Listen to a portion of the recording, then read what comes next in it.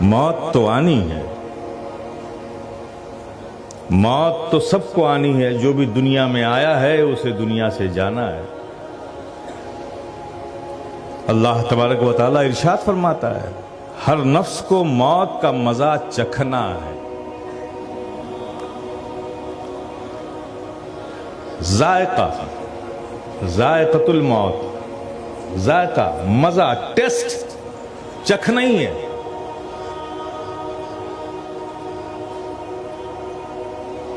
ہر نفس کو جو بھی دنیا میں آیا ہے اسے موت کا مزہ چکھنا ہے۔ لیکن میرے پیارے، یہ موت تو سب پر آتی ہے اور سب پر آئے گی، لیکن اس کے آنے کا انداز الگ الگ ہے۔ کسی پر آتی ہے اسے مار دینے کے لیے، اور کسی کے لیے آتی ہے اس دنیا سے اس دنیا میں منتقل کرنے کے لیے۔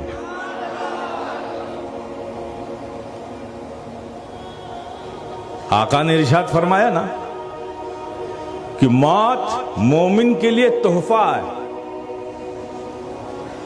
جو ایمان والے ہیں ان کے لیے موت کیا ہے؟ تحفہ ہے۔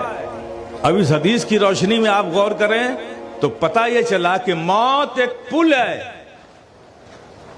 موت ایک برج ہے جو طالب کو مطلوب سے ملاتی ہے، محب کو محبوب سے ملاتی ہے، اس پار سے اس پار لے جاتی ہے، عاشق کو معشوق سے ملاتی ہے۔ اسی لیے تو کہتا ہوں میں کہ موت وہ ویزا ہے، موت مومن کی موت وہ ویزا ہے جو آپ ویزا لیتے ہو نا حج پہ جانے کے لیے، مکہ شریف اور مدینہ شریف جانے کے لیے ویزا لیتے ہو نا، موت اس ویزے سے بھی زیادہ افضل ہے، مومن کی موت۔ اس لیے کہ مدینے کا ویزا لوگے، وہاں جاؤ گے تو کیا دیکھو گے؟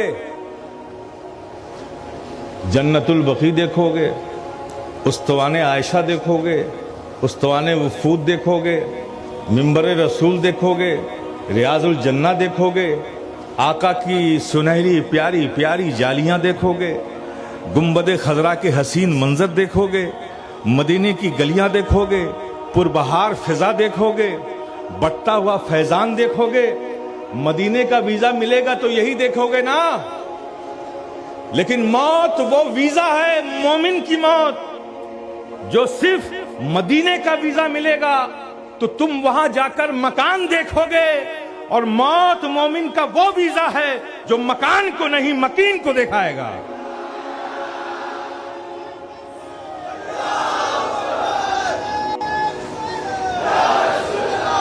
جس کی یادوں میں زندگی بھر رہے، جس پر زندگی بھر درود و سلام پڑھتے رہے، جس کے پاس کبھی بیٹھ کر ہم نے درود پڑھا، کبھی کھڑے ہو کر ہم نے سلام پڑھا، جس کا ذکر آیا تو انگوٹھے کو چوم کر آنکھوں سے لگا لیا، نعرہ رسالت یا رسول اللہ کی صدا زندگی بھر لگا کر اپنے قلب کو جلا بخشتے رہے، اس ذات سے ملنے کا وقت ہو جاتا ہے جب موت ہمیں آتی ہے۔ چونکہ آپ کو معلوم، علماء بتاتے ہیں قبر میں سوالات ہوں گے، ایک سوال اس میں یہ بھی ہوگا کہ تم اس انسان کے بارے میں کیا کہتے ہو؟ وہ چہرہ دکھایا جائے گا، تو جسے دیکھنے کے لیے نہ جانے کتنے عارفین نے کتنے شب گزار دیے ریاضتوں میں، مجاہدات میں، کیا کاش میرا نصیبہ بلندی پر ہو اور آقا ایک بار خواب میں مجھے نظر آ جائیں، آقا کا روح زیبا دیکھ لیں۔ لیکن وہ بہت سے لوگ ایسے ہوتے ہیں جن کی تمنائیں پوری ہو جاتی ہیں، بہت سے لوگ یہ تمنا خواہش پوری نہیں کر پاتے، لیکن موت ہے جو سب کی تمنا کو پوری کروا دیتا ہے۔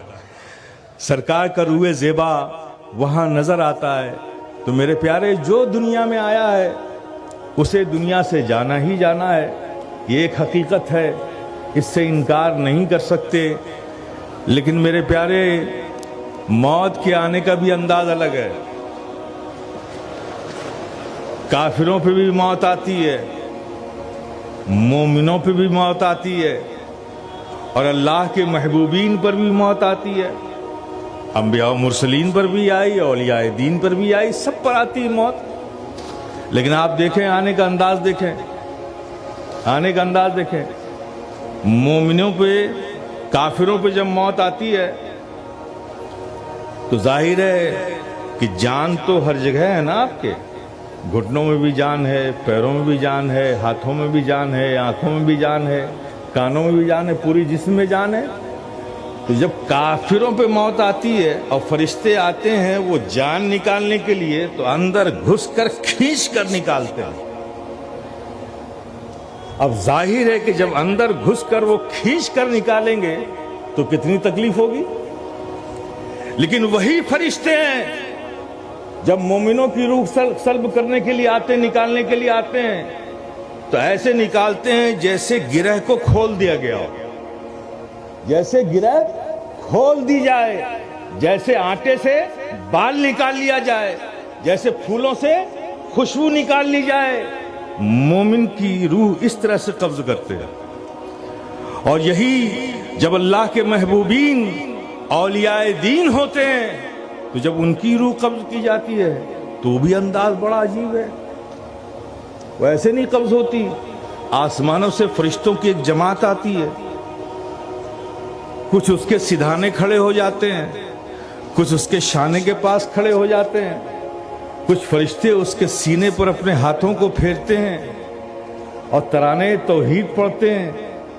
وہ اللہ کا محبوب بندہ ترانے توحید میں کھو جاتا ہے، سارے حجابات ہٹا دیے جاتے ہیں، سارے پردے گرا دیے جاتے ہیں، وہ اپنے گھر میں بیٹھ کر عرش الہی کے جلوے دیکھنے لگتا ہے، اور ترانے توحید میں اس قدر وہ غرق ہو جاتا ہے، کھو جاتا ہے۔